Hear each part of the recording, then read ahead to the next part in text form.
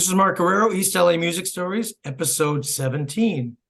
My guest is Orlando Zamora, who was in a band called the Sportsmen in the very early 60s.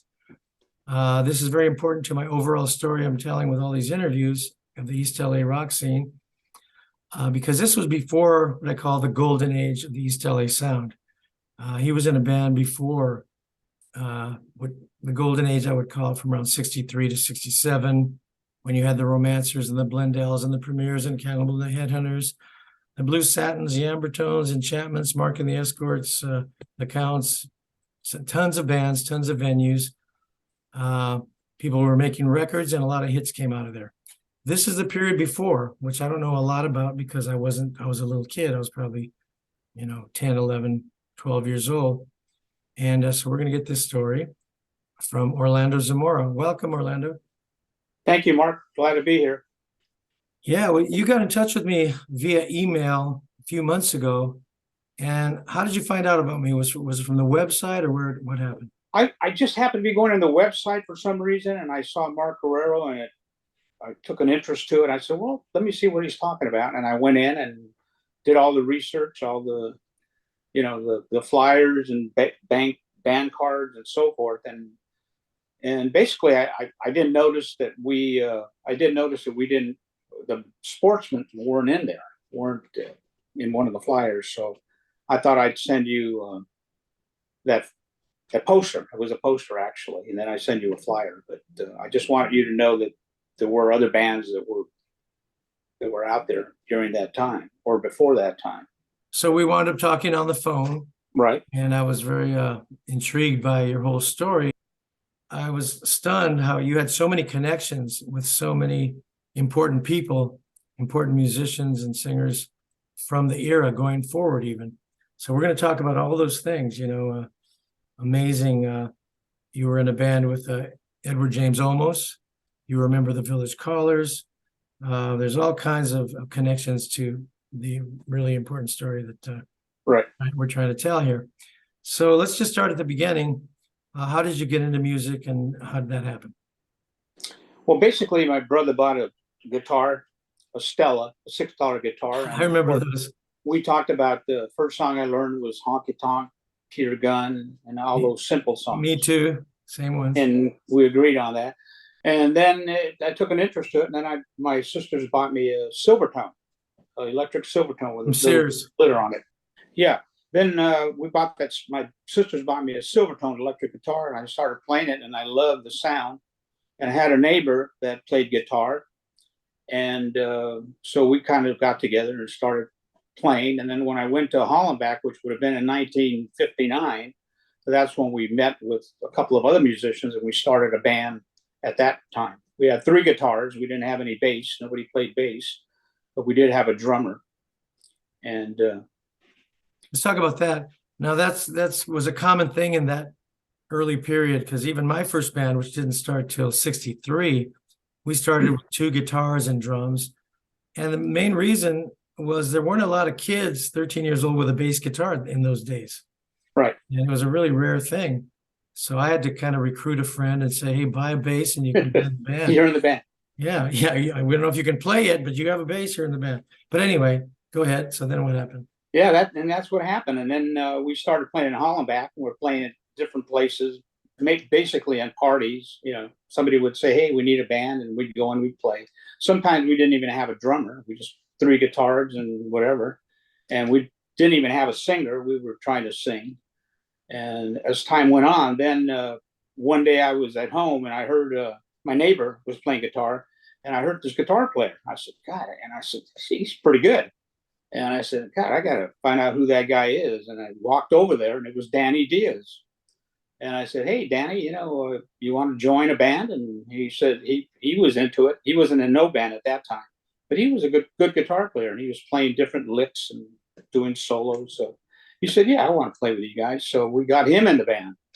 And that's really how we got the Sportsmen. Let's talk about Danny Diaz for a second, since you brought him up.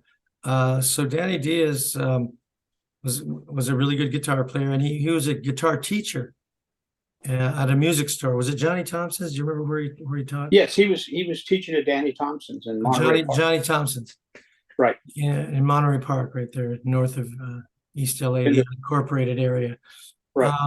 And he went on to be the teacher to many young guitar players who went on to be the best guitar players to come out of East LA, like Bobby Robles, who went on to play with the Midnighters and many other groups. He even got to back up McCartney on a show. Yeah. Jackson Browne, various people. And of course, Joey Delgado of the Delgado brothers, one of the best guitar players to come out of East LA, was one of his students.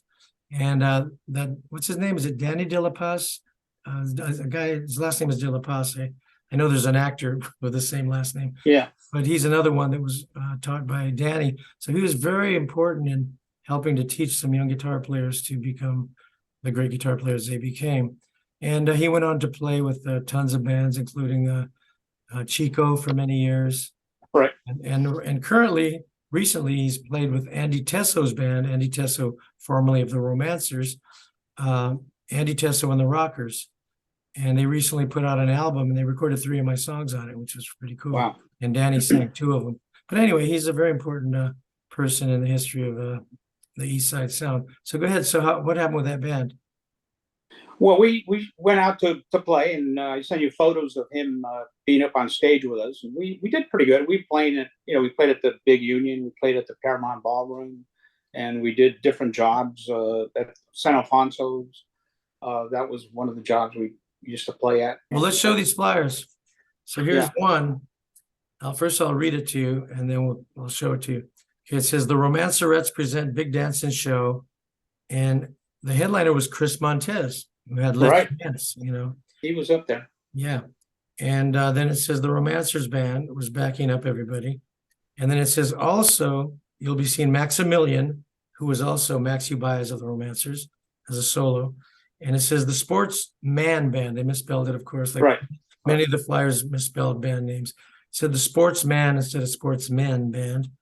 And then also the Heartbreakers, who are a very important vocal duo in East LA music history, and their record Cradle Rock is a classic, a nice doo-wop thing. They harmonize beautifully like many brothers do. Anyway, here's the flyer. And there's Chris Montez. Right. And there's Max Ubaez.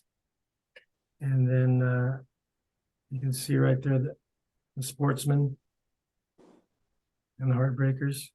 And the date on here is December 8th, 1962, Union Hall in the city of Vernon. We used to play there a lot too. That was one of the big venues for East LA. Oh, yeah. And here's the one that you just recently sent me. And Paramount Ballroom. And again, they totally mangled your name. Sports, they made it 2 words and an apostrophe that was unnecessary. The Sportsmen. And then Frank and Margot were our 2 singers. Yeah, I want to hear about that in a second. Then you got the Heartbreakers again. You got the Romancers. Right. Almost the same lineup, except no Chris Montez. Paramount Ballroom. And the date on this is April 19th, 1963, a few months after that last one. Donation, $1.50. They used to say donation. And it says tie required, man. We're pretty fast. Oh, yeah. Yeah. So tell me about Frank and Margot. Well, Frank and Margot were Frank Reese was our first singer, of course, and then we wanted to do some oldie but goodies and harmonize and stuff. And so we brought in Margot, and it was one of Frank's best friends. So they used to harmonize. We Belong Together and all the old ballads and Cherry Pie. Remember Cherry Pie? Cherry Pie. They did all those songs, and they did a really good job. And they kind of were competing with the Heartbreakers, but the Heartbreakers, of course, with their song, "Rockin' My Baby," they Cradle Rock. Cradle Rock. They took off, and Frank and Margot continued, and we continued to play. And the interesting part about playing with the Romancers is, don't forget, when I was going to Roosevelt, they played at Hollenbeck or at Roosevelt. I think it was Roosevelt, and they were really good. I mean, I said, God, these guys are good. And I said, we got to, and we ended up, opening for them, which was kind of interesting. And for those who don't know, Hollenbeck is a junior high school and Roosevelt is a high school in East LA. They produced a lot of musicians. Oh, yeah. I think more than Garfield. Well, I may argue with you on that. I went to Garfield. Hell, we'll have to compare them in a well, I'll different tell you, series. Little Ray went to Garfield. Oh, yeah, yeah, I know. Later on, Cannibal, couple of Los Lobos went to Garfield. yeah, Um, trying to think here for a second. Rudy Valona and Tommy Esparza, the Blendells, Heaney. There are quite a few of the East Side Sound musicians going you there. guys, yeah, you guys Roy produced quite. Marcus of the Midnighters. Yeah, but anyway, yeah, Yeah, a lot yeah. of musicians were at Bosco's Blend. Plus, Salesian had a lot of. Oh, Salesian was big time. Yeah, yeah, yeah. I'll tell you a story about an interesting story with Mr. Taggart. You know, you would have to audition to get on the rock and roll show, the Salesian rock and roll show. And we went out there, and at that time we only had 3 guitars and a drummer. And I think Frank was singing with us, and we went in and we auditioned at Salesian. And then Mr. Taggart came up and he goes, "Well, you know, you guys did pretty good, but you're not going to make the cut. You know, we're not going to use you for that show." And he said, "Okay," but he said, "Come back next year, and you guys can try it out again." So that was kind of an interesting thing. All the bands would go there and audition. And they had a hall there. Anybody who wanted to play at the rock and roll show had to audition for the first one, the very first one that he had. That was a pretty big thing in East LA. That annual Oh, rock yeah. and roll show was huge, and I attended that first one. Did you go to it? Did you go in the audience? Yeah, we were there. Oh, yeah. Yeah. We used to go to all. Okay, I'll tell you what I remember about it, and tell me what you think. But I remember Johnny Gamboa Yeah, I playing, remember Johnny. Johnny and the Crowns, I believe. And Yeah. I think the Vesuvians. I have some real clear memories of it, but that was a real early period there, probably 1963, maybe. Could Yeah, have been Johnny Gamboa. He was a big time. He had a So, good group. so tell me about that early period, that like 60 to 62, 63. Johnny and the Crowns were around, the Armento brothers. Who was around? Well, that was the interesting part. I was thinking about that. There was a band called the Legiers. I don't know I if you remember them. They used to play at the CYO. They were also on that first rock and roll show. Yeah, the Legiers. And then I don't know what happened to them. I guess they broke up and kind of weren't playing. And then the Royal Jesters were another one that was around. And and the Crescendos, I don't know if the Crescendos were a big brass band. A lot of the saxophone players that went into all the other bands came from the Crescendos, but they had I guess it was about a 15-piece band, and they were huge, and they were pretty popular. They didn't record anything that I know of. My brother-in-law was a saxophone player, and he played in the Crescendos, so he gave me some information on what they did, but it was kind of weird at that time, playing that early on. Like I said, we played at one of our first gigs was at the Casa de Mexicanos. It was a Halloween part. It was a Halloween dance. And on the left side of the Casa de Mexicanos, they have a little hall. And that's where a lot of the bands used to play. And I think the promoter must have been Johnny J. And you talked about Johnny J. And that's when that was the first job that Danny played with our band, the Sportsmen. And I think they paid us $10. Which was a lot, right? That was a lot. Which was a lot. Heck yeah, $10. We divided it by 5, I think, and we got $2 each. And we were all happy that we got paid. And that was our first paying job. And but there were no flyers. Well, there might have been flyers. I don't know. I wasn't collecting them at that time, so I don't know how they advertised. Where was the venue? Where was that place? It was on Evergreen. Okay. And Langfranco. Okay. So that's kind of Boyle Heights, isn't it? Yeah. It was a pretty rough neighborhood. we knew the people that ran the neighborhood, so they were kind of good to us. They never bothered us, but we played there quite a few times. They had quite a few dances. It was a small little hall, and I really don't know why they would have promoted a dance there, but they did. Also on Evergreen was the Tepeyac restaurant, right? The legendary Tepeyac. I don't know if it was there back then, but yeah, it's been around forever. Yeah, Evergreen was like back in the old days, it was a big Jewish neighborhood. Mm-hmm. And I think your friend Lou Adler, I think that's where he came out of. Lou Adler, who became a rock and roll Hall of Fame producer, who produced The Mamas and the Papas and Carole King, And he Yeah. produced my first single when I was 21. Yeah. Can you He imagine? he grew up in Boyle Heights, went to Yeah. Hollenbeck. In fact, his publishing company is called Hollenbeck Music. Yeah. He graduated from Roosevelt. He was a Roosevelt graduate and Wow, made it big. He made it. to say the He's known least. to a lot of people. Yeah. So then what happened after that? So that period of the Sportsmen, what happened? Well, we continued to play, and then I think the group broke up. Say anything else that you want to say about the Sportsmen before they break up. What else would you like to say about the Sportsmen? Well, it was a good group of just oldie but goodies. That's all we did at that time, and we did a couple of Bob Dylan and like we did some Bob Dylan, a little bit of Rolling Stones, but they were a good group. I mean, we played everything, but Talk mostly about that. Talk about that. You mentioned to me when we talked yesterday that you and Danny were into Dylan, and you were even going to Yes, like folk clubs and acoustically doing right. Dylan way back when, before like We a Rolling Stone came out. Oh Talk yeah, about we used to go down to on Sunset. They had all these coffee shops that would let you go in. We're just little kids. I mean, but they were coffee shops, so they weren't no beer or alcohol, and we would sit there and play. Danny and I would sit there and play and do Bob Dylan songs and hoping that somebody would discover us. what attracted you to Bob Dylan's music in the first place? What song did we play? No, what attracted you to Bob Dylan's music in the first place? The words, all his words. Well, I wonder. Yeah. Let me ask you this, because I was around the same era, and I first heard of Bob Dylan really in the early days. We knew this guy who was like a hippie before hippies, who was kind of a beatnik guy. He was already into Dylan, those first couple of acoustic albums. So I heard of him, but he didn't really. And then you heard of him because he wrote "Blowing in the Wind." Everybody knew Right. he wrote that. It was a big hit by Peter, Paul, and Mary.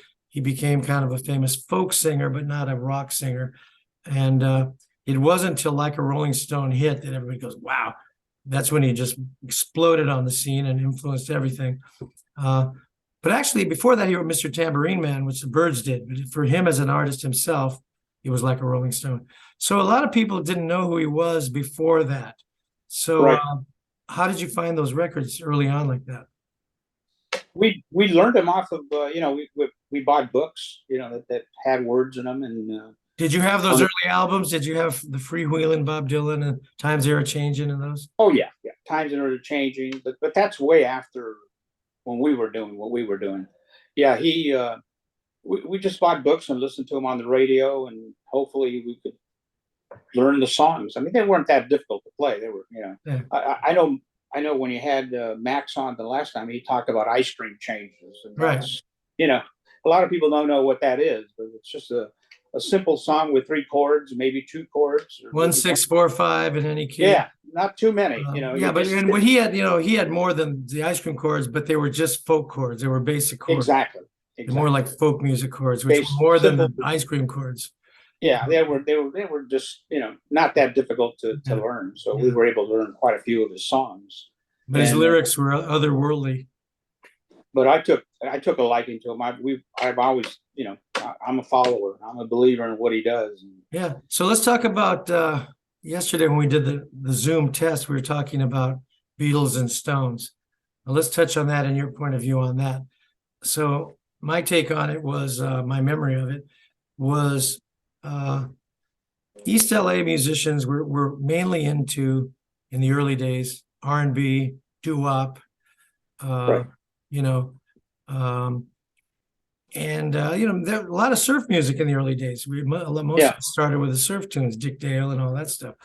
But when the British invasion happened, a lot of bands didn't go toward the Beatles because they weren't bluesy enough. They were more attracted to the Stones because they were more bluesy. So many bands played Stone tunes, and maybe fewer bands played Beatle tunes, but my band did them. The Emeralds did them. The Ambertones. Mm-hmm. Midnighters might have done a couple. The Blendells did a couple. Right. So there were people playing Beatles songs. I saw her standing there, whatever. But East LA was more attracted to the Stones and the Kinks and the Animals and that kind of stuff. Was that your impression? Yeah, that was it. Yeah, we did some Beatles, but mainly the Stones. They were kind of like you said, and they were a little easier to play. You know, some of the Beatles That songs too. are a That little more too. difficult. I mean, Hey, that's a you'd have good to point. listen. Don't forget, you know, we were listening to songs. When we started, we would play a 45 and sit there for 5 hours trying to figure out what they were saying. There were no or the YouTube, chords. no YouTube instructional videos then. You had to learn it off It, the record. it was tough. It was hard to learn those songs. Even the That's oldies true. were. Good point. That's a really important point. The Beatles songs were harder. There were more chords. It was Right. more intricate harmonies. So a lot of Harmony. bands didn't do them because they couldn't do them. You know, Exactly. Yeah. that's another time. We used to do like Taxman and Drive My Car and some cool songs, man. But anyway, that's the But two reasons. that was the key to the them. blues thing, and they were harder. And they're to this day they're my favorite group. So there you have it. But as you know, when you started, you had to sit there and listen to records to learn the words. I mean, that's how we learned. I mean, it was that's why when Danny came around, he had a really good ear to do songs. He could pick them up real quick. So that was the other thing, getting the lyrics off the record. Sometimes you just could not understand it, and you just have to make up a syllable or make up something that sounded like it. We'd sing the wrong words sometimes because you couldn't figure out what they were trying to say. I mean, it was difficult. Yeah. So then the Sportsmen broke up around when, would you say? It probably had to have been 64, 65. Because I started, it was around 64, 65 that we split up. So what was your next band? What's that? What was your next band? Oh, and then I went to go play with Eddie. That's when I started playing with Eddie James Olmos. He was Danny Diaz's neighbor. They lived on Cheeseboro Lane, right there near El Mercado. And Danny introduced me to Eddie, and we said he wanted to do a lot of Beatles and Rolling Stones and stuff like that. He was into that kind of stuff. He couldn't do oldies. We never did oldies with Eddie. We did all the other stuff. And I don't remember the name of the band that we had, but we played for about a year and a half before I went into service, probably from 65 after I graduated from Roosevelt until 67 when I went in the Army. So where did the Village Callers fit in? They were prior to that. Well, there you go. So the Village Callers are right before Eddie. Okay, so before we get into the Eddie Olmos thing, because we will get into that, tell me about the Village Callers, how you got into them, and I don't remember. Somebody introduced me to them. They needed a bass player. It was Ernie Hernandez was playing at that time, and he was a really good guitar player even back then. He was probably one of the better guitar players that's playing now. And somebody introduced me. They needed a bass player, so I went and I auditioned, and they hired me. So we were playing at different venues. We did the East L.A. rock and roll show, and we were playing different places. So who were the members? Was Fuzzy in the group? It was Fuzzy. Adolfo, Fuzzy, Martinez. Richard, his brother-in-law was playing sax, and then Kenny Roman. Okay. He was our drummer. And really and Espinosa. And then Frank Reese was our singer. They didn't have a singer, so I brought Frank in. We came from the Sportsmen, and they liked the way he sang, so they hired him, and he was in the band. So and the bass player was me. Oh, that was before Espinosa got in. Yeah. Oh, yeah. Was it Joe Espinosa? Is it Joe Espinosa? Joe Espinosa, yeah. Okay, so you were before him. That's interesting. Wow. I went to high school with Fuzzy Martinez. Yeah. And I want to say something about the Village Callers. They're a very important band in East LA history because, first of all, they were a really good band. Yeah. But they also were the first band that I ever noticed went Latin, where they brought in timbales and congas and started to really Latinize. They did that pretty early on, and they made that early record. They recorded Evil Ways and rocked it up before Santana did. And yeah. So anyway, but you were in the early stages, and you played the rock and roll show with them. Yeah. And you took that famous picture with them on a garbage truck. On the garbage truck, yeah. Yeah, that was kind of an interesting photo. We actually used that photo to play at the East LA Rock and Roll Show. That's what they used. I remember that. Yeah. So tell me about what was it like when you played at the Rock and Roll Show? You came up on that rising. Oh, it was fantastic. You'd go up on that rising stage, and you start playing when you were down below, and you could hear the sound. And as you went up, it got louder and louder, and then all the girls were screaming and going crazy. And yesterday you told me that what did you guys came up dramatically, and what was Kenny Roman doing? Yeah, we what happened is we wanted to do something out of the ordinary so they'd remember us, and then I'll say, Hector came up with this idea of building a coffin. I think we built it out of cardboard or something, and we put Kenny in it. And as we're coming up, we start playing, and then when we get to the top, he jumps out of the coffin and starts playing his drums, and people went crazy. It was kind of unique. It was different. Nobody had ever done that. I'll say, hey, I got to talk about Kenny Roman. Later in later years, he wound up being the original drummer for Tierra in 1972. And that's when I got to meet him. That's when I got to see him play and get to know him a little bit. First of all, he was a little tiny guy. He was probably, he seemed to be about 5'2" or something. He had been 10 years old. I don't know. He was pretty young. He was young, but he was also a small guy. But man, he was a ball of energy.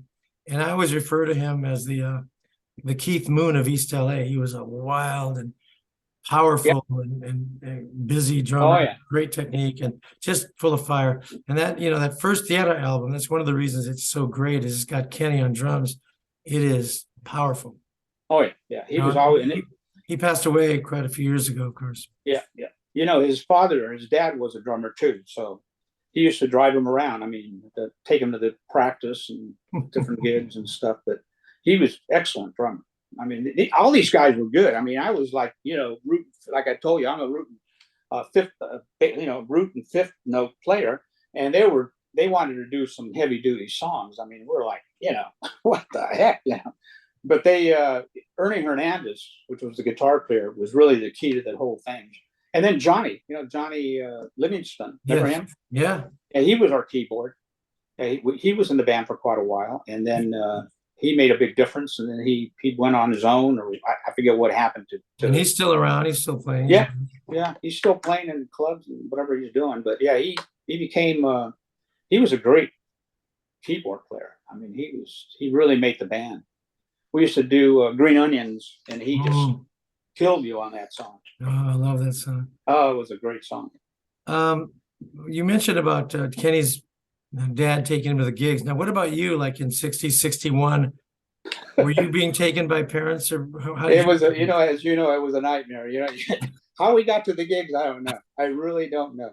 But you're right. If you knew somebody with a van, they were your best friend. They were in the band. If you had a van, you're in the band. One time this is an interesting story. We played at St. Alfonso's, and we had this saxophone player. And kind of the reason we brought him in, because he had a 57 Chevy. It was a 4-door. So we said, wow, if he gets in the band, we can get to the gigs. And he was kind of an interesting guy. He played good sax, but we mainly used him because we needed a ride to get to the gigs. There were two ways you could get in a band if you weren't that good. If you had a van or if you had a PA system. That's it. Oh, a PA system. Oh, I still have my old microphone. We used to plug it into my basement amp. That's how we had. But what a sound, it was kind of, you're right. I forgot about that part. That was kind of a fun part of it. Yeah. When we were young, Mark and the Escorts, when we were still before driving age, our drummer's dad used to take our equipment in his construction truck. Yeah. And then, maybe the bass player's parents would take a couple of us, maybe somebody. That's crazy. We had to have somebody over 16 take us, but somehow we always managed to get to the gigs. I don't know how we got there. So I think we walked sometimes. Because I lived near the CYO. I lived on Brooklyn and Alma. I think we walked to the CYO with our amps and our guitars because we couldn't get a ride to go play. But and then there was those venues like the CYO and the Montebello Ballroom with all the steps that you had to carry. Huntington Park Ballroom was another one. It was steep. It was like crazy. I don't know how we got up and down. But yeah, it's funny. Most of the venues that I was thinking about had stairs. There was quite a few halls on Brooklyn and First Street that we played at, and they were all upstairs. And you have to haul the stuff up and haul the stuff down, and then get it home. That was. But the amps weren't that big at that time. Now. But they were heavy. They were still pretty heavy. Those Fender amps. But yeah. You get a basement amp, and it weighed super reverb. A twin reverb. Danny had a twin reverb. We used to have to help him with it because it was heavy. Yeah. I think he still has it, but I mean, he had that twin reverb, and what a sound that had. And then again, when the everybody started getting Hammond B3s, and you had to carry the organ and the Leslie up the stairs, it was a nightmare. Wow, I know those guys that had those. Like I think Felix, we were talking about Felix from the Exotics. Yes. They used to haul his around. When I started playing, well, that's a different segment, but he used to tell me that they would take 8 guys to pick up that organ. Mhm. To take it because they were playing upstairs. I mean, if they were playing in a flat area, it wasn't too bad. But if they had to climb up those stairs, I don't know how they got it up there. So Felix was the keyboard player in the Exotics, and they were one of our chief rival bands. Oh In the yeah, early days, he was playing I think it was a Vox Continental or a Farfisa, one of those two light, cheaper electronic organs. Most all the groups in East L.A. had either a Farfisa and later a Vox organ, easy to carry. But then the Hammonds came in, and that was a nightmare. Oh, But what's they Felix's last name again?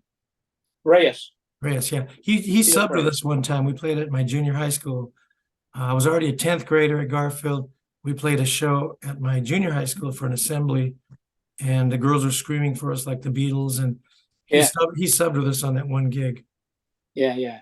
He was a good keyboard player. The Exotics were pretty good. They made, it's funny, as I look at their posters, they're not in there in the early part of them.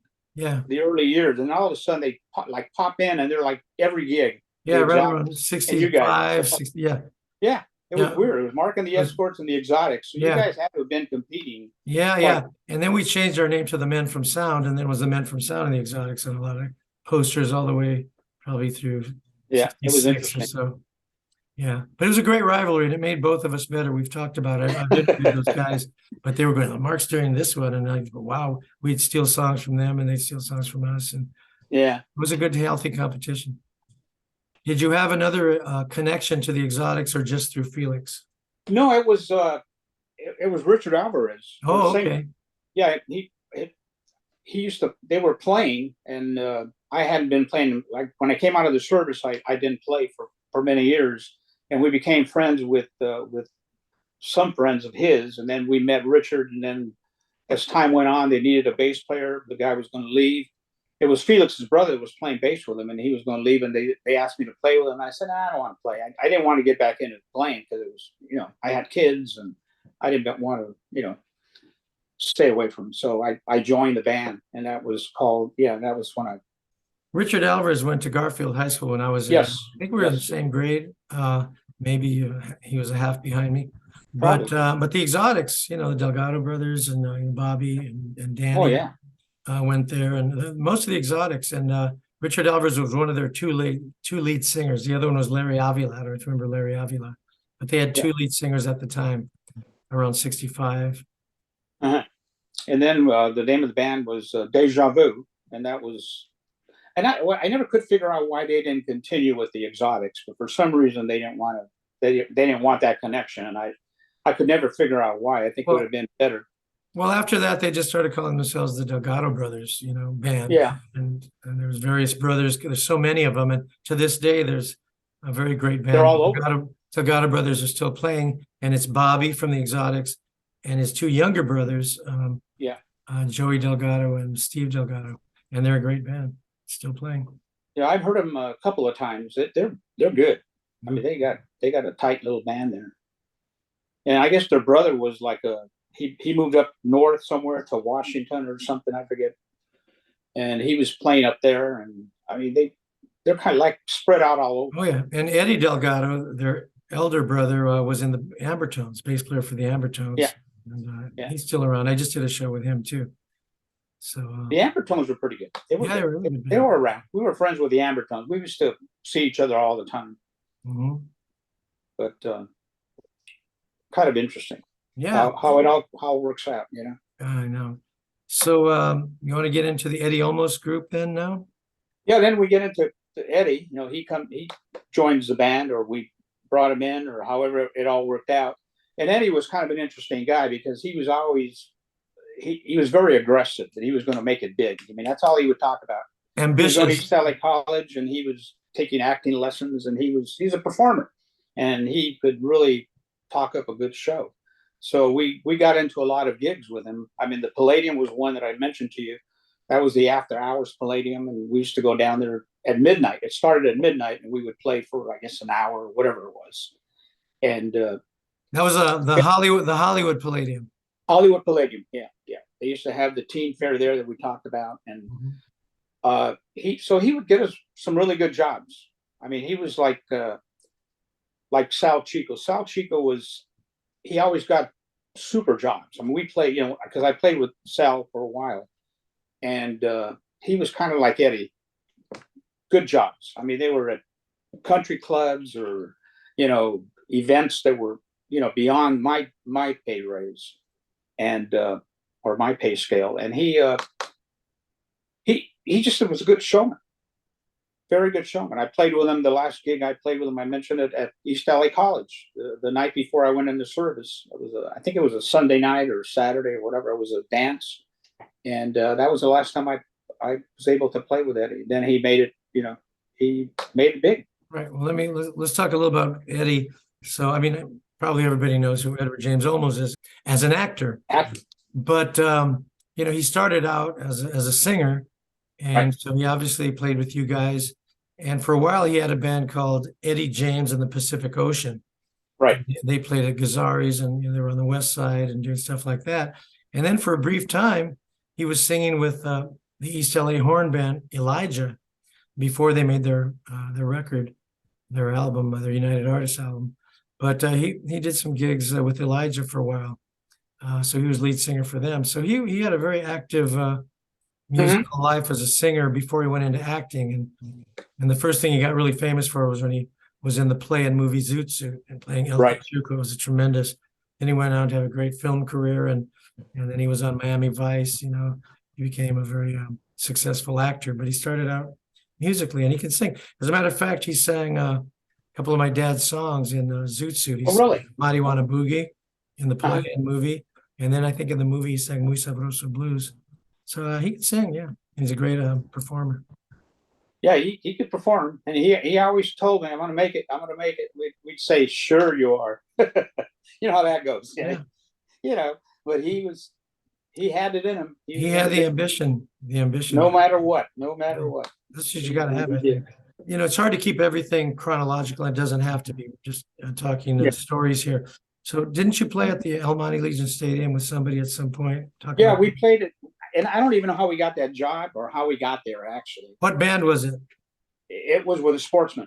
Okay. Yeah, it was Danny was with us, and we were playing. I guess they had like sideshows, you know, and I mean, different stages. I forget what stage we were on. And we were playing. And then the Rivingtons were, I guess they were performing with the Romances were backing them up at that time. And they came up and they go, "Hey, can you guys back us up in our song with Papa Uma Mau?" Yeah. And we looked at Danny like, yeah, hey, Danny was the expert. I mean, yeah, I don't know, you know, whatever you want to do. And he goes, "Oh yeah, I know that song." So we started playing. So we backed up the Rivingtons at the American Legion Stadium. That's it. That's all they did. Yeah. I still sing that song. It goes in my head. I go, "How did we do it?" Yeah, but it was a fun gig, and I don't know who hired us. I don't know. I don't remember how we got there.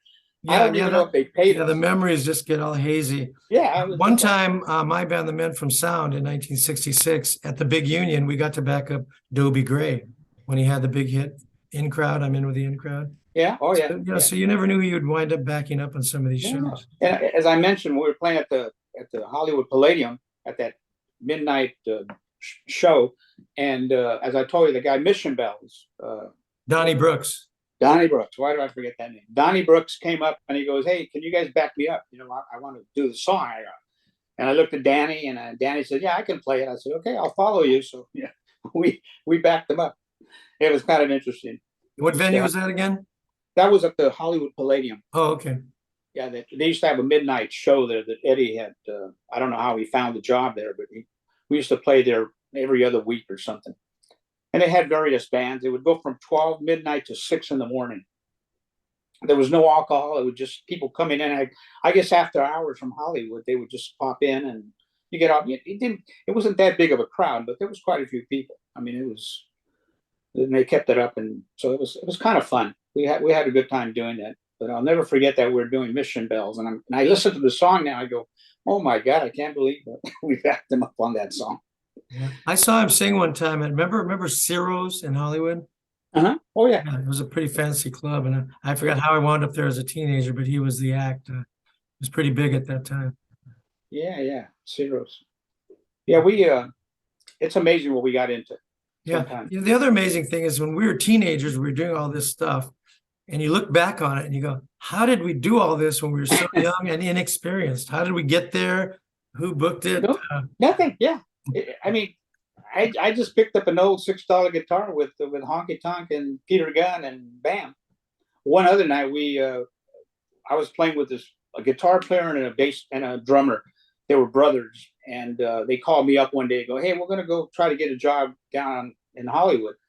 We'll pick you up at whatever, 7:00. So we jumped. He had a Volkswagen. So we get all my basement amp, my bass, and he had his drums in there. And then Ray had his guitar and amp. I have no idea how we got into that Volkswagen. So he takes off. He was the driver. He was the older guy. And he goes down Sunset. At every nightclub that we hit, he'd get off and he goes, hey, we've got a band. Can we come in and play? And some said, yeah. And some said no. Wow. And then the ones that said, yeah, we get in there and we start playing. Wow. It was crazy. Yeah. I mean, Holly, that stuff. I don't even know how we got into Yeah, that. I remember we played like this was like late 60s with just these guys I knew. It wasn't even a real band, just guys I knew that played. We wound up playing at I think it was called the Sea Witch or something. It was kind of a nautical place. I don't know how we got there, how we got the gig. Maybe we just drove up. I don't know. I mean, keep in mind, we would play anywhere. Oh. I mean, if there was a gig and somebody said, hey, Mark, bring your band, and you'd be there. I mean, that's the way we were. Yeah. I don't know if I told you about going back a little bit, but our very first gig it wasn't the Sportsmen, but it was me, the 3 guitar players and the drummer. We got a job at a Mexican restaurant on City Terrace Drive in Evergreen. And they said, yeah, you guys come in. It was an early morning. They wanted us to go in there for breakfast. And you guys come in and, and play. I said, okay, but I had to go to church. My dad, I was going to church every Sunday. I couldn't go anywhere unless I went to church. So I went to church, and by the time I got to the gig, it was over. They had already played and got paid. And the way they got paid was with burritos. Everybody got a burrito. So I show up with my amplifier and my guitar, and I go, hey, what happened? He goes, oh, we already played. We played for an hour. And I go, well, what about me? They didn't want to give me a burrito because man, I didn't play. I was too late. It was on a Sunday morning. It was unbelievable. Talk about the burrito circuit. Huh? Have you ever heard that term, burrito circuit? Yeah. That was literally the burrito circuit. Got paid by burritos. I'll never forget that. Hey, so what about one other one? Just one more. We played at St. Mary's. They used to have, the not tardeadas, but the carnivals and stuff they had.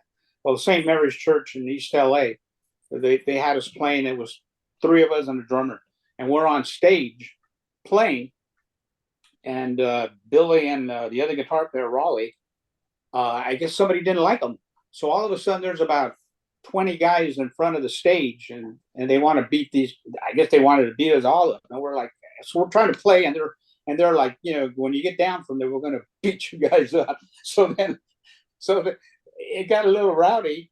So then Billy and Raleigh decided to take off, and they put their guitars down and ran off, and those guys ran after. And we stayed on stage. I had to get a ride from the priest because they wanted to beat us up. Did those guys catch your friends that ran off? Yeah. They caught them? No, I don't know. You don't even know. So. They just said they were running down the street. I don't think they caught them. I don't think they got caught. What about that? There was once in a while there was some little fisticuffs going on at some of the gigs. I remember, for example, we played at Mark and the Escorts played at the CYO Hall on Brooklyn, which is now Cesar Chavez Boulevard. And there would be fights there quite often. I remember one time there was a whole melee, and literally folding chairs were flying, and you get behind the amps. Sometimes you keep playing, sometimes you stop. Did you have any of that kind of stuff? Yeah, at the Paramount. That used to happen probably every Friday night. It was crazy at the Paramount Ballroom. Again, the chairs. I mean, the Paramount Ballroom had about 4 or 5 gangs that the turf. different gangs. I mean, there was quite a few of them, and I'm not going to name them, but they were there, and they would, somebody would go and ask their girlfriend to dance or whatever, and all of a sudden, man, the chairs are flying and everybody's fighting, and we're up there trying to play, so they calm down, and then all of a sudden, they would come in, and the cops would come in and cool them down, and the dance would go on. But the dances never ended. It was really weird. Yeah, it kept going. Yeah, they would fight, and then it'd go on.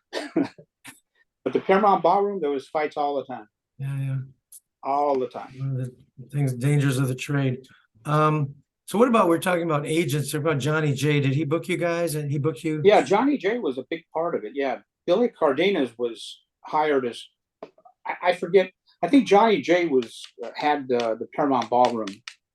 And then somehow, maybe on the flyer, it says change of under new management. I don't know if that was Johnny J moved out or Billy moved in or however all that worked. Did Billy ever book you too? Yeah. He did? Yeah. Oh yeah. Yeah, I knew Billy. Yeah, he would get his jobs. He did, he liked you guys, and he liked the Premiers and the Blendells and the romance before they whatever happened to him. But yeah, there was he had a select band. Oh yeah, he managed quite a few. The Atlantics, the Pageants. Oh God, he had so many bands. It's Ronnie and the Casuals, the Sisters.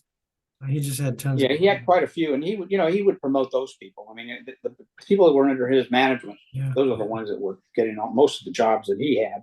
Premiers, Blendells, of course. Yeah. So when we talked last time, you mentioned Billy Watson. You knew Billy Watson, the bass player. I knew Billy Watson. Yeah, but you didn't play with him. Well, what happened is, one day it came up to me. I said, I wonder what happened to Billy Watson. So then I looked into Max's website, and you had him pictured with the Premiers, and I said, God, that guy looks familiar. I couldn't pinpoint it. Then when you interviewed Max Ubales, he talked about Billy, and I said, that's my friend Billy. Wonder what happened to him. And then I read about that he had passed away in Texas and all that other stuff. But Billy and I still can't pinpoint where we met. We must have met when we were playing or whatever it was. But the reason I remember Billy is because his hair was always slicked back. I mean, he had perfect. I mean, he would go to a hairstylist every week, and I mean, it was perfect. And one day he came to my house, and I don't know why he came over, but I think he came to borrow my amp or my bass or whatever it was. Whatever reason we were on that day. I said, hey, Billy, man, your hair looks good. And he goes, yeah, why don't you go to my hairstylist? So he made an appointment with him.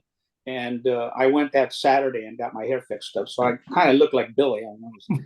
And then, I went in the service, lost contact with him.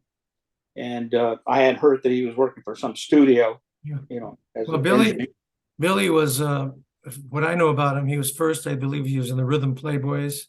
Yeah. And he wound up being one of the 2 bass players on the Cannibal Headhunters' big hit Land of a Thousand Dances. It was Billy Watson and Mike Rincon of the Blendells.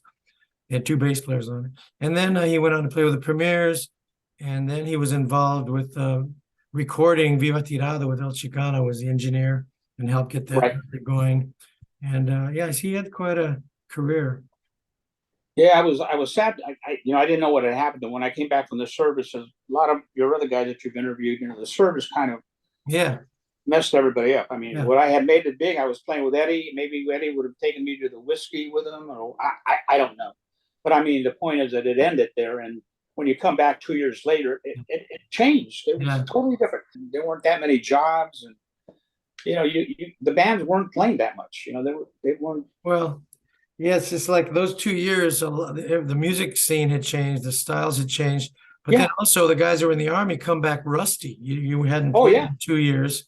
I'll give you an example, like Rudy Valona, the lead guitar player for the Blendells. He was a couple of years older than me. He was a senior when I was in the 10th grade at Garfield. And I looked up to him as a guitar player. He was a couple of years ahead of me. He had a very cool style. I used to go to his house. He'd show me a few licks.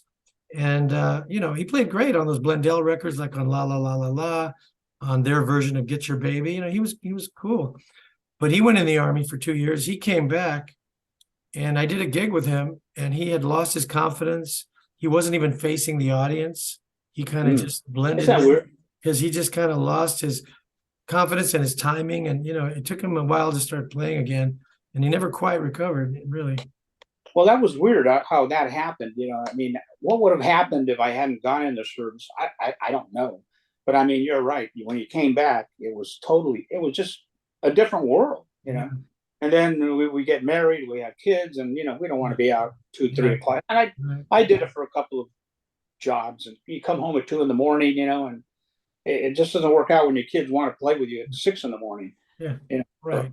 Well, the draft broke up the premieres too, and Yeah. Blundell's. So many of those groups were at their peak, and they just got drafted. I think if Vietnam hadn't happened, it'd be a lot of these bands would have made it bigger than they did. I mean, they would have continued to play and played in different venues, but it's what it is. So what happened? You got drafted, and what happened? Yeah, I got drafted. Yeah, I went in 1967 January. Came back in 1969. It was 2 years. Did you say you went to Germany? I was in Germany, and you're probably talking to the only Latino from Roosevelt, or that played in East L.A., that went to East Berlin. I was fortunate enough. A friend of mine said, "Hey, Lonnie," they used to call me Lonnie in Germany. "Hey, you want to go to Berlin?" I go, "Are you crazy?" And he goes, "Yeah, we can go." So we had to get permission to go. And they said, "Yeah, you guys," they gave us permission. They gave us a form that said they can go across, but we have to wear our Class A uniforms. You couldn't go in civilian clothes when you cross Checkpoint Charlie. So we went down there, spend the night in Berlin, and then the next day we went down to the tour. I guess it was a tour. I don't even know how we ended up doing it, but we're in a bus crossing Checkpoint Charlie, and the Russians come in. 4 Russian soldiers come into the bus, and they take everybody off the bus. But Tom and I stayed. They go 9. Okay, so we sat there together, and all these people get off the bus. So I thought they were going to shoot us. And the 2 guards are standing there with machine guns standing in front of us, and we're like, "What the heck?" And then they got off the bus, brought everybody back on, and we crossed Checkpoint Charlie, and we're in East Berlin for a day. It was an incredible experience. I mean, I'm standing there saying, if I get killed or I get kidnapped, who's going to come and find us? I mean, give me a break. It would have been over. Now, were you in uniform? Oh yeah, you had to wear a Wow. uniform. Yeah, no, we had our Class A's. We couldn't just go in fatigues or casual clothes. You had to wear your Class A uniform. And why did you have to go there? Why did you have to cross Checkpoint Charlie? We just went to visit. Oh, wow, that was risky. No, that's what I'm saying. It was a dare. My friend Tom says, "Hey, you want to go to Berlin?" I go, "Why not?" What an idea. What an idea. Yeah. And so we went, and when we were over there, it was really weird because just the people looking at you. I mean, we were the only 2 GIs walking around, taking pictures of us and all kinds of stuff. And we're just, like, okay. But it was a good experience. And I've never met anybody that had done that. I mean, I was like, and I told myself, I said, "Can you believe that? Here I am in East Berlin, from East L.A. At that time. I got to go behind the Iron Curtain much later, and not nowhere nearly dangerous situation like you. But I was just on a trip with my girlfriend, and we the trip, it was like a guided tour trip. We got to go to Hungary, Czechoslovakia, and Yugoslavia, when it was still Yugoslavia. And we went behind the Iron Curtain. Pretty dangerous. They came on the bus, the Russian soldiers, with machine guns. They took away your books. They took away your passport. You had to tell them, fill out a form, what hotel you're going to be at. You didn't get your passport till you left. Right. And, that was scary. And down, there'd be Russian soldiers on the streets. Statues of Lenin and Marx, and hammer and sickles and red stars everywhere. There you go, all over. And you really felt the oppression, and the people. They were occupied countries, especially Hungary and Czechoslovakia. And was it just you and your girlfriend? But me and my girlfriend. But it was on a tour bus with a bunch of tourists from the United States with a tour guide. But I just remember it was great. It was fantastic to go to Budapest, and let's see the other one. Prague and all these places. Yeah. But when we crossed back into Holland, it was like going from black and white into color. And there's flowers and greenery, beautiful little houses, and everybody just applauded going across the border. Wow, that was a lesson. It's a lesson. It was all bombed out. They see that the Russians never repaired. I think it was 5 blocks into Berlin. They still had all the buildings that were bombed out because they didn't want people to think that they had changed or whatever, or remind you of what was going on. Yeah. But the weird part about when we were in a hotel, you could hear the machine guns. But at that time, people were trying to cross over, from East Berlin. So they had these guard stations probably every 20 feet. I don't know what it was. And they had guards up with machine guns. Yeah. And if you try to cross, Oh yeah. you could just hear that machine gun all night long. Wow. Trying to get out. And I'm going like, are we really going over there? But they told us that because if we had our uniforms, we'd be okay. And it turned out it worked out. So, wow. But it was an experience. Yeah. I don't know if I mentioned, but my trip was in 1981. That was many, many years later, But it was a lesson. Yeah. So you had mentioned, you saw like the Doors playing back in the day on Sunset, and you saw the Stones early on. Yeah, that was a friend of mine. Like I told you, lived next door to the owner of the whiskey. And one day he would tell me, "Oh yeah, he's my neighbor," and it just never dawned on me. I had already come. I wasn't playing. I wasn't in a band at that time. I was already working and doing something different. But he said, "Yeah, he's my neighbor." I said, "Oh really?" And then one day we were out. We went to a meeting for the union, and he says, "Hey, you want to go to the whiskey?" And I go, "Yeah." So he knocks on the back door, comes out. "Hey, how are you? Come on in." And the Doors were playing at that time. It was unbelievable. But they had 2 stories. One for underage, and then the bottom floor was where you could buy beer and stuff. So we went in and walked, saw the Doors there. I totally forgot. I didn't know that, and I don't know why, that the Doors were from L.A. anyway. For some reason I thought they were from Europe. I don't know. Van Morrison. I don't know. It just threw me off. Jim Morrison. Jim Morrison. Yeah, he was. They were all from Los Angeles area, and UCLA, most of them. And then you mentioned seeing the Stones, and I saw the Stones too. I think we figured out you might have seen them in '65. I might have seen them in '66. Right. You saw them in Long Beach? Long Beach Municipal Auditorium. Yeah. Danny Diaz and I, again, it was a $4 ticket. He said, "Hey, Londo, you want to go to see the Rolling Stones?" I go, "Yeah, but how are we going to get there?" And we had to catch the bus. Danny lived right there on First Street. I think we ended up taking 4 buses to get there. So I don't even know how we did it, but I guess we had a map. But we found it, and we ended up there, and we pay our $4, and we go in. And at that time, Danny had a wig. He bought a Beatle wig, so he wore it. So they thought he was the Hermit's Hermit. Hermits were playing, and they thought he was Herman. The girls were, "Oh, can I have your autograph?" Because I guess he looked like him. I don't know. A Chicano Herman? Yeah. Herman? We're walking around, and the girls are, hey, there's Herman. Give us an autograph. So we saw the concert went through, and it was a wild concert. Man. The girls were jumping off the balcony onto the drums, and the guys were breaking their guitars, and it was just it was a wild concert. And then we went to the back. Danny says, "Oh, let's go to the back. Maybe we can see the Rolling Stones." I said, "Okay, Danny, are you sure?" So we go to the back where they're getting into their black limousine. They had a black limousine, and we're standing there. And then all of a sudden, they had cops on top of the limo, and they're banging on the girls. And there's an ambulance behind them picking up the girls that they were knocking out. It was crazy. Whoa. They were hitting them with billy clubs. They were just one. No, I saw them in, it might have been the next year, but I'll have to look it up. It's probably somewhere on the web. But they played at the L.A. Sports Arena. Right. Right. And it was when they still had Brian Jones. And Brian Jones had that teardrop white Phantom guitar. And I remember their hit at the time, their latest hit was "Get Off of My Cloud." And I remember Yeah. them doing that. Yeah. So I saw them then, and then I didn't see them again until 2004 at the Forum. And they were already pretty old, and they were still kicking butt.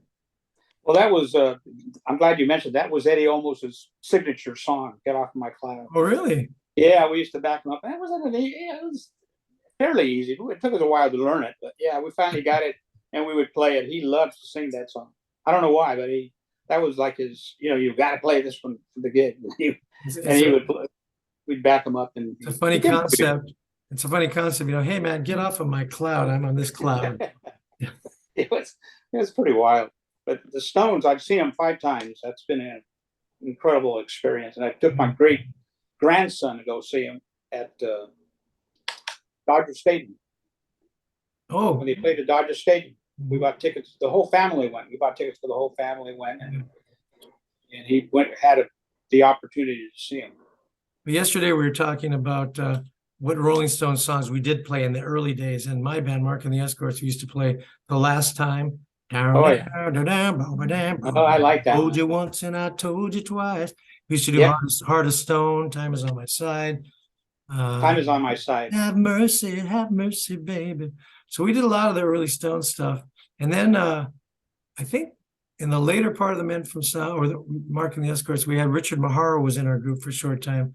And he used to do Spider and the Fly, and he played harmonica. And yeah, so we did some Stone stuff, but we were mainly Beatle guys. Which ones did you guys do back in the day? We did the same ones. The same ones? Yeah. Of course, Satisfaction. Of course. Well, Satisfaction. Yeah, we did Satisfaction. Basically, those were the only ones that we did from the Stones. Mm-hmm. They were fun songs to play. So that was what was cool. Like we were saying, the East L.A. bands were originally influenced by R&B and doo-wop and that kind of stuff. And then the British invasion changed a lot of things, changed the whole musical landscape. And some of us, that's why we changed the names of our bands, because it was no longer hip, Viable, passe to be named after, Johnny and the Rubies or whatever. So yeah, we changed our name to the Men from Sound, and people changed their names and grew their hair. Things changed, and it was a good change. Yeah, you had to change. It was pretty weird. Like I said, from 67 to 69, when I came back, it was totally different. It was a whole different scene, And I mean, think about when Cannibal was, performing with the Beatles, opening up with the Beatles. Yeah. I mean, at that time was an exciting time, and it went from that to kind of just didn't end. They just wasn't there anymore. Yeah, it's a short period, but boy, they sure reached some heights there. Yeah. So, anything else you want to say? That's pretty much everything I had figured out we were going to talk about. No, just we had a great time, just like you. You young kids trying to make it with that dream that we're going to be rock stars. I think that's what everybody wanted to be. And it wasn't easy. I mean, I mentioned to you before about the sacrifice that our parents made. I mean, think about it. I mean, Cannibal. He was in Ramona Gardens. He went to Jackson. I mean, he had a rough life. Yeah. I mean, he was a tough kid, and they made it. I mean, they still got through that. And our parents found the money to buy my bass and my amp, and your dad got you whatever guitars he got you. Your telly that you don't have anymore. I mean, yeah.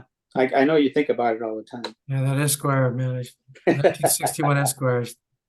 But that's what happened. I mean, back in those days, it wasn't easy. I mean, my dad didn't have $500 to buy a guitar. Yeah.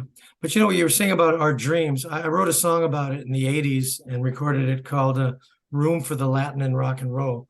And it was a song about what we did and practicing in garages, and we had our dreams. Yeah. But, there's no doubt about it. There's racism involved there. If you're a Latino band or any kind of band of color, other than maybe African-American, because they eventually became mainstream. It took them a while into the 60s. Right. But for everybody else, it's a much harder climb, very difficult. And that's why people like Richie Valens and Freddie Fender had to change their names. You had to change your name to even have a chance if you were a solo artist, Oh, yeah. Pat Lolly Vasquez became Pat Lolly Vegas. Yeah. Mickey Carr, going back to Andy Russell. you had to kind of change your name and sound like an Anglo name, anglicize your name, change your name. So it was harder for us. There's no doubt. To this day, it's harder for Latino artists to break through. It's not. But many of us have broken through, and that's why I'm so proud of what we've done. And that's why I do my website and do this show. Oh yeah. To document all these stories of all the achievements that we did do and all the experiences that we did have. And there were some great bands and still are great bands in East L.A. and Chicano groups. Those times can't be forgotten, and you've done a lot to make it happen. I mean, that's where I got hooked on. I went to your website, and I think I've read everything that you've written in it. And I'm going like, wow, this is incredible. Looking at the bands and who I knew, who I didn't know, who we played with, and who made it, who didn't make it. But I mean, and importantly, I like to preserve the stories and the music of the bands that didn't get a hit, but nonetheless made great records. Oh yeah, we're talking like Elijah's United Artists album, or Tierra's first album, or Yaki's album that didn't get anywhere, or my album on A&M, or Los Illegals, should have done more. There's so many great albums that are out there that are undeniably great, but they didn't get any promotion. And I think part of the reason is because we were Latino. That's it. That's part of the reason. A lot of the DJs and program directors look at Mark Guerrero. I'm not going to play this. If I had been Mark St. John or Mark Jones, it might have been different. They might have played it. That's a factor, But we've managed to do a lot, and we've produced great songwriters, great musicians, great singers. Little Ray Jimenez, Willie G, Solis. Tons of good singers. Yeah, lots of great singers. Female Jerry Gonzalez, Ursi Arvisu. A lot of talent has come out of East L.A. to this day. Yep. It's amazing how I think about how they all became singers, or how you started your band, and how I started my band, and all that other stuff. It's weird. It was just happened. There's something about it that you had to be a part of. Absolutely. Yeah. But it was great. We had a good time. Yes, it was. Well, thanks for doing it, man. Appreciate it. Hey, thank you very much. And I appreciate it. And see when we get together again. I got a bunch of songs that you might want to record, man. You got to come out to the desert one of these days. I will. I'll take out my bass. You know right. what that thing's worth now? $23,000. You're kidding me. Yeah. Oh, it's a nice retirement thing. I should have bought 5 of them. Wow. I once had a 65 Strat that would have been worth a fortune that I also traded. It's unbelievable what it's worth. It's just pretty crazy. Okay, man. Thanks. I'll talk to you next time. Okay, buddy. Hey, thanks a lot. Keep in touch. Okay.